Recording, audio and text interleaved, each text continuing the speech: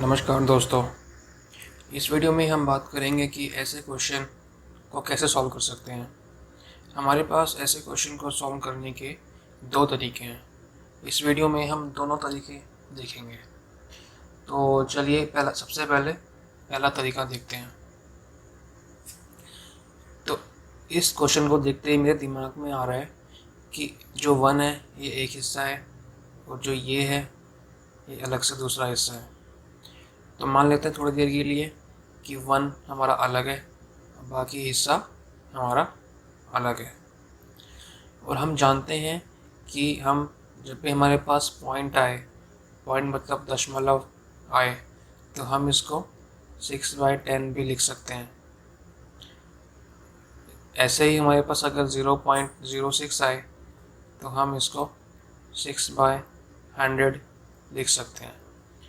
तो हम इसको इन सब को ऐसी फॉर्म में कन्वर्ट कर देंगे।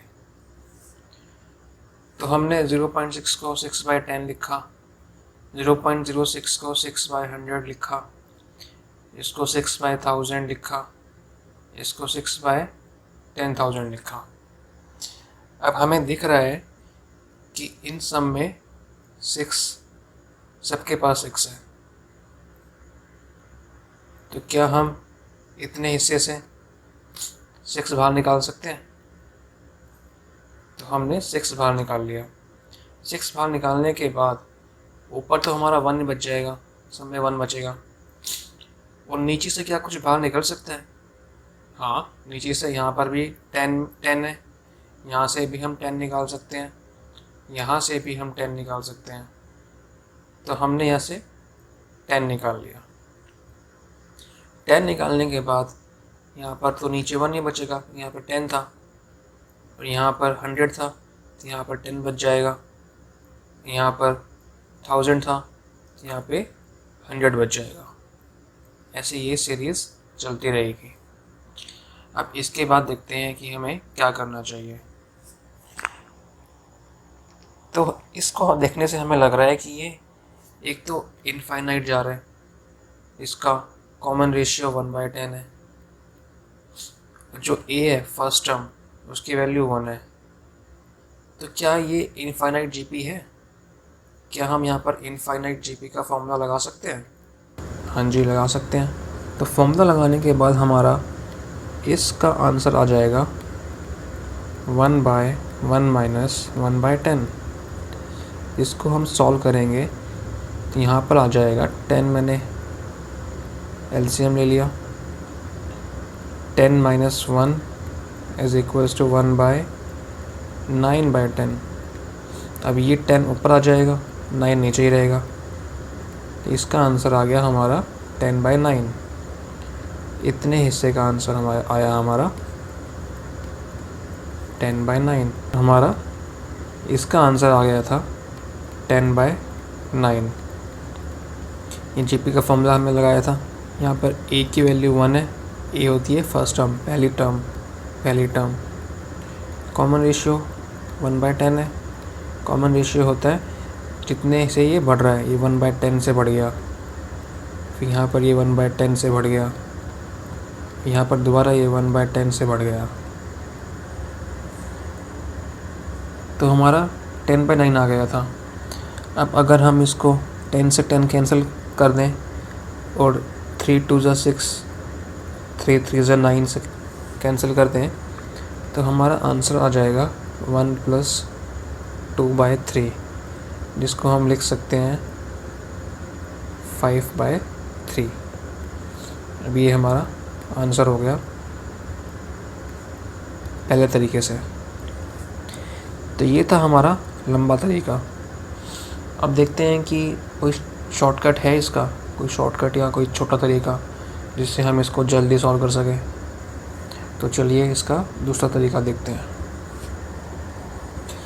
अगर मैं 0.6 को यहाँ लिखूँ और 0.06 को यहाँ लिखूँ और 0.006 को यहाँ लिखूँ, ऐसे में अगर लिखता रहूँ, तो अगर मैं इनको ऐड कर दूँ तो यहाँ पर तो 0 ही आएगा। तो ये है, यहाँ पर तो 0 ही आएगा, यहाँ पर पॉइंट है। अब इसके बाद इस लाइन में और फिर इस लाइन में और फिर इस लाइन में, इन सब लाइनों में हमारा 6 आता ही रहेगा ऐड करने पे, और ये ऐसे चलता रहेगा। तो जो हमने ये किया है, ये हमने इतने हिस्से को ऐड किया है, हमारा 1 अलग है। तो हमारी अब इक्वेशन बन गई है 1 + 0.66666 इनफाइनाइट। अब हमें पता है कि 2/2 को हम 3 से डिवाइड करते हैं तो 0.666666 आता है। तो हम इसको लिख सकते हैं 2/3। हमारा आंसर आ जाएगा, फाइनल आंसर 5/3। हमने देखा कि जो ये वाला तरीका है ये फास्ट है और इजी है। तो अब हम दूसरा क्वेश्चन सॉल्व करते हैं उसी टाइप का। अब फिर से हम इस हिस्से को अलग कर लेते हैं, हम इस हिस्से को अलग कर लेते हैं और इस हिस्से को अलग कर लेते हैं। और अगर हम इस हिस्से को ऐड करेंगे तो हमारा आ जाएगा 0.33333 ऐसे।